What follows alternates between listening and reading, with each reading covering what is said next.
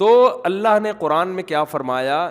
ہم جب کسی سے ملاقات کے وقت کہتے ہیں کہ اگر سورج مشرق سے نکلا، تو میں عرض کر رہا تھا اس کا بھی 0.0000000 میں کروڑوں زیرو لگا دو، آگے 1 لگاؤ، اتنا امکان ہے کہ سورج مشرق سے نہ نکلے ہی نہیں، یا مغرب سے نکل جائے تو قیامت کی ایک علامت ہے کہ ایک دن ایسا بھی آئے گا کہ ایک دن کے لیے سورج مغرب سے نکلے گا۔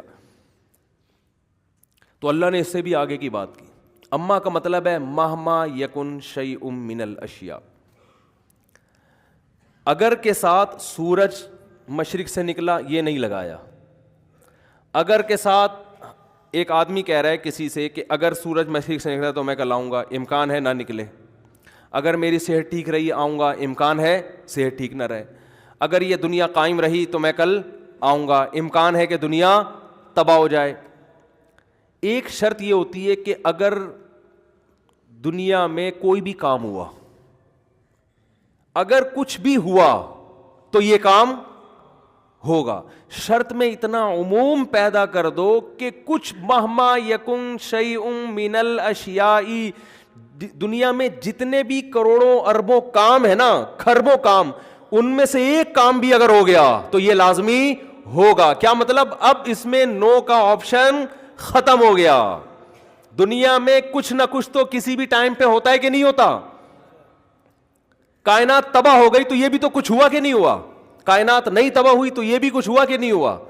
تو اللہ نے شرط لگائی فاما من طغى، جس نے نافرمانی کی، وآثر الحیات الدنیا، نافرمانی میں ہر ایک کی اپنی ڈیفینیشن ہے، ہر آدمی نے اپنے آپ کا ایک الگ مذہب بنایا ہوا ہے، اور وہ نافرمانی کر کے بھی کہتا ہے کہ میں خدا کا فرما بردار۔ لہذا اللہ نے نافرمانی کو ڈیفائن کیا ہے کہ نافرمانی کی ڈیفینیشن کیا ہے؟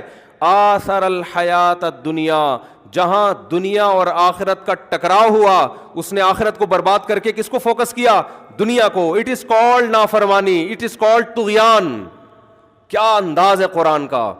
ورنہ آپ کسی کو بتائیں نا کہ تم یہ تو غلط کر رہے ہو، اس نے کہا غلط کیا؟ میں کسی کا دل تھوڑی دکھا رہا ہوں۔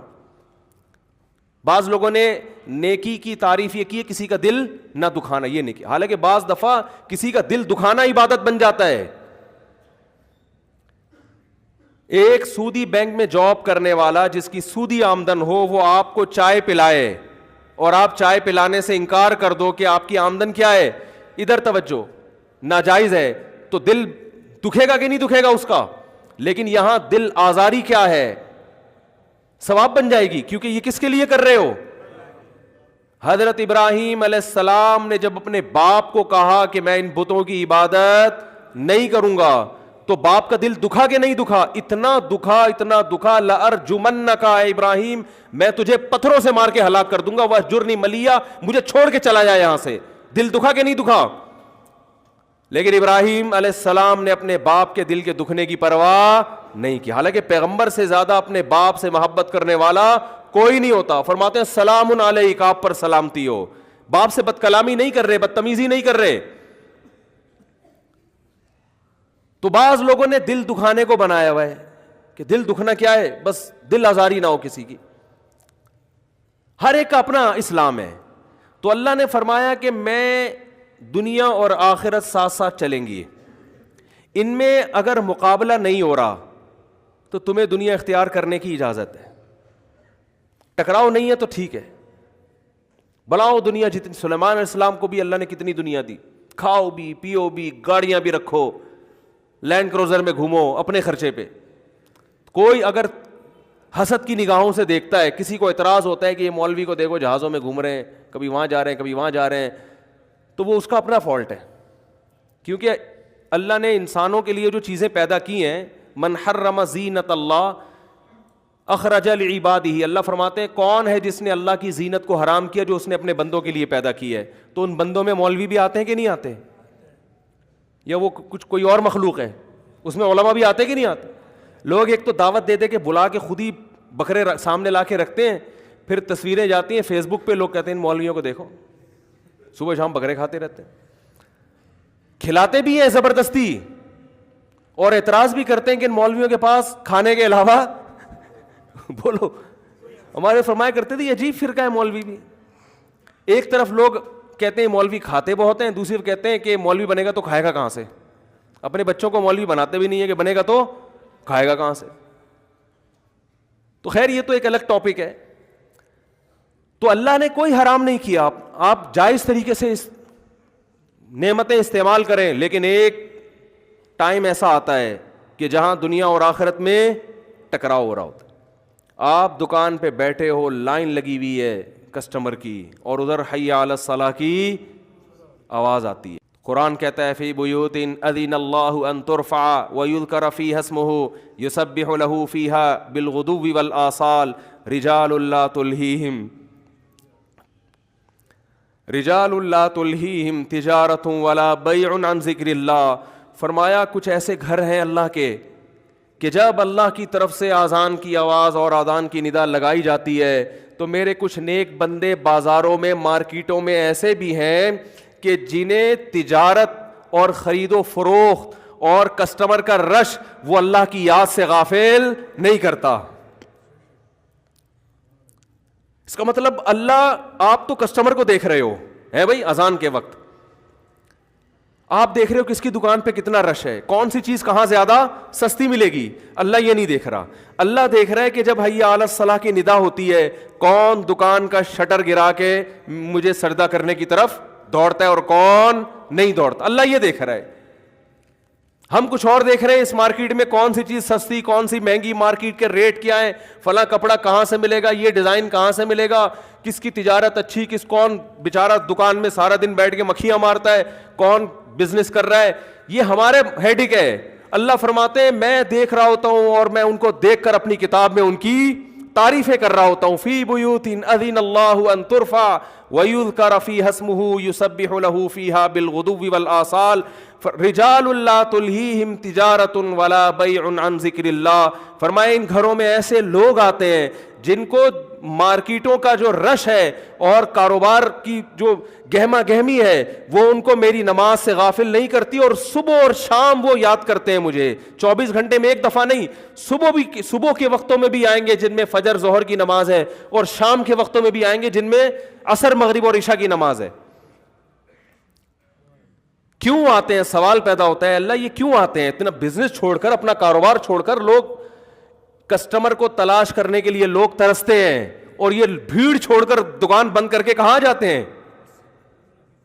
مجھے سجدہ کرنے کے لیے.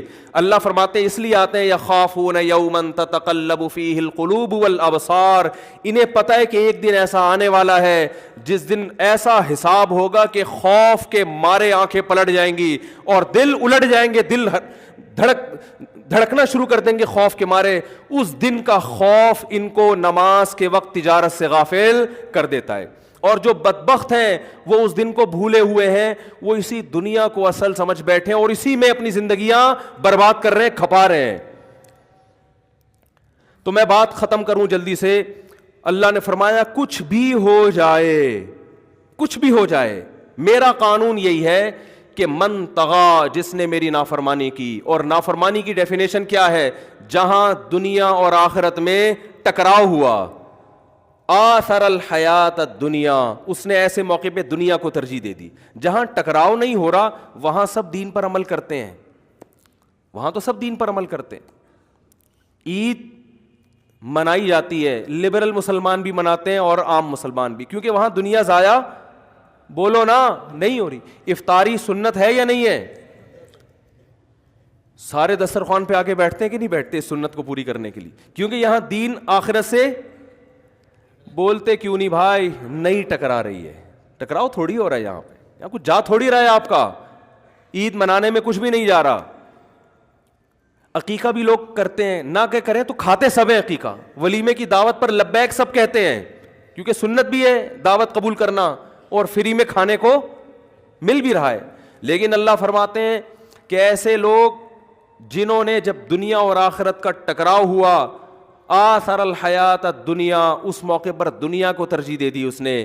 فإن الجحیم ہی المأویٰ, تو آخرت میں میرے پاس اس کے لیے کوئی ٹھکانہ نہیں ہے. اسے میں کہوں گا تمتعوا, مزے اڑاؤ, فإن مصیرکم الی النار, آنا تم نے جہنم کی آگ کی طرف ہے. اور آگے فرمایا وَأَمَّا, یہاں بھی وہی انداز ہے, کچھ بھی ہو جائے, کچھ بھی ہو جائے کا مطلب سمجھتے ہیں نا, یہ تمہارے ہیڈ ایک ہیں, یہ بھی ہو گیا, وہ بھی ہو گیا, اس کی شادی ہو گئی, اس کی نہیں ہوئی, اس کی 4 ہو گئی, اس کی 1 بھی نہیں ہوئی, اس کے بچے نہیں ہو رہے, اس کے ہو گئے, اس کی لائن لگی ہوئی ہے, میرا 1 بھی نہیں ہو رہا, وغیرہ وغیرہ ہوتا ہے نا. یہ اللہ فرماتے ہیں مہما یہ کچھ بھی ہو جائے, یہ سب چیزیں تمہارے لیے امپورٹنٹ ہوں گی. یہ سب کس کے لیے ہیں؟ یہ تمہارے. اس کا کاروبار چل رہا ہے, اس کا نہیں چل رہا, وہ سڑک پہ سوتا ہے, وہ ایئر کنڈیشن روم میں سوتا ہے, گدوں پہ سوتا ہے, اس کی شکل اچھی ہے, اس کی صحت خراب ہے, یہ ہے وہ ہے. اللہ فرماتے ہیں یہ سب تمہارے مسائل ہیں, کچھ بھی ہو جائے. من خاف مقام ربہ, میں یہ دیکھتا ہوں کہ کون ہے جو میرے سامنے کھڑے ہونے کے دن سے ڈرتا ہے. اسے یہ احساس ہے کہ ایک دن خدا کے سامنے کھڑے ہونا ہے. اور کتنا احساس, تھوڑا احساس تو ہر ایک کو ہوتا ہے, تھوڑا احساس تو وہ تو کافر جو خدا کے منکر ہے نا, تھوڑا سا وہم ان کو بھی ہوتا ہے کہ ایسا نہ ہو کہ آخرت ہو جائے. فرمایا اتنا احساس, وَنَهَا النَّفْسَ عَنِ الْهَوَىٰ, کہ اپنے آپ کو ناجائز خواہشوں سے وہ روک لے. کیا انداز ہے قرآن کا. یہ نہیں کہا کہ اتنا احساس کہ اپنی تمام خواہشات کا گلا گھونٹ دے وہ, نا نا نا نا نا, پھر تو بھائی سب کے لیے زندگی گزارنا ناممکن. حلال خواہشات نہیں. نہى النفس عن الهوى, اپنے آپ کو, الہوا الف لام عہد کا ہے, کہ اپنے آپ کو ان مخصوص خواہشات سے روک لے جو میں نے حرام کی ہیں. فإن الجنة هي المأوى, فرمایا جنت کے باغات اس کا ٹھکانہ ہے. کیا مطلب, جنت کی ڈیفینیشن کیا ہے؟ لکم فیہا ما تشتہی انفسکم, تم نے اپنی خواہشات کو میرے لیے قربان کیا, تو ایسی جگہ اللہ نے بنائی ہے جہاں خواہشات پوری ہونے کے علاوہ کوئی کام نہیں ہے. وہاں اس کا نام ہی خواہشات کے پوری ہونے کی جگہ ہے.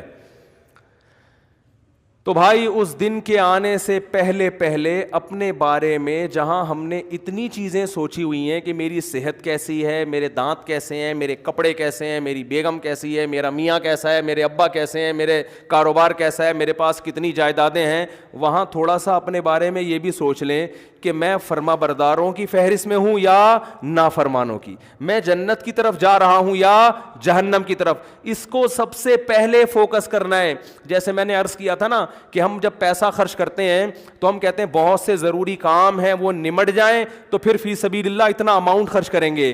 یہ نہیں پتا کہ آخرت کے لیے اتنا اماؤنٹ کرنا بھی ضروری کاموں میں داخل ہے, وہ سب سے پہلے ہے. بلکہ کیونکہ جن ضروری کاموں کو آپ ضروری سمجھ رہے ہو ان کے پورا کر سکو گے نہیں کر سکو گے, زندگی مہلت ملے گی نہیں ملے گی آپ کو نہیں پتا.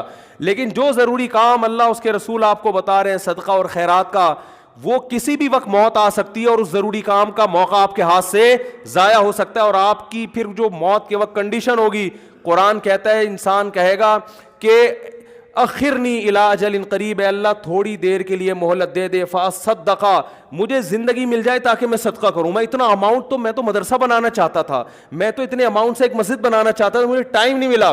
اللہ فرماتے ہیں کہ مرتے وقت کہے گا کہ اللہ تھوڑی سی مہلت دے دے. اللہ فرماتے ہیں وَلَن يُؤَخِّرَ اللَّهُ نَفْسًا إِذَا جَاءَ أَجَلُهَا, اللہ کا قاعدہ ہے کہ جب موت کا وقت آ جاتا ہے ہرگز اللہ کسی کو مہلت نہیں دیتا. تو بھائی اپنے بارے میں میری بھی ذمہ داری, آپ کی بھی ذمہ داری کہ ہم اپنے آپ کو پرکھیں کہ ہم باقی چیزوں کو تو بہت فوکس کر رہے ہیں, صحت کے حوالے سے بھی, اور سب سے زیادہ تو دولت اور کاروبار کو فوکس کیا جاتا ہے. صحت کو بھی دوسرے درجے میں رکھا ہوا ہے لوگوں نے. پیسہ ہے تو بھلے کوئی فرق نہیں پڑتا, بیمار بھی ہو کوئی بات نہیں, پیسے والا ہے. غریب آدمی صحت مند ہے تو غریب ہے, کیا فائدہ صحت کا, حالانکہ صحت پیسے سے بڑی نعمت ہے. لیکن پیسے کو فوکس کیا جا رہا ہے, نہ سونے کا ٹائم نہ جاگنے کا وہ کوئی شیڈول ہے. تو اس لیے اپنے بارے میں ہمیں کیا کرنا چاہیے, محاسبہ. ہمارے فرمایا کرتے تھے, بس آخری بات, کہ موقع پہ اگر اللہ یاد آ جائے تو اس کا مطلب آپ اللہ کو یاد رکھتے ہیں. موقع کیا, جب بھی ناجائز کام آئے اس وقت اللہ یاد آ جائے کہ خدا نے اس پہ پابندی لگائی ہے. اللہ نے کیا لگائی ہے, پابندی. اس پابندی پر آپ نے عمل کر لیا تو اللہ فرماتے ہیں وَنَهَا النَّفْسَ عَنِ الْهَوَىٰ, اس نے آخرت کے خوف سے اپنے آپ کو بری خواہش سے روک لیا. اللہ فرماتے ہیں, تسلی دیتے ہیں, تیرے لیے خوشخبری ہے, تیری ساری خواہشات اللہ پوری کرے گا. تھوڑا صبر کر لے, تھوڑا صبر کر لے. یہ بھی دیکھ لے جن کی خواہشات پوری ہو رہی ہیں وہ بھی مر جاتے ہیں. جوانی میں بد نظری کرتے رہو تو قبر میں موقع ملتا ہے بھائی. تو نظر جھکا لو گے تو بھی مرنا ہے, اٹھا لو گے تو بھی مرنا ہے. اللہ تعالی ہم سب کو سمجھنے کی, عمل کی توفیق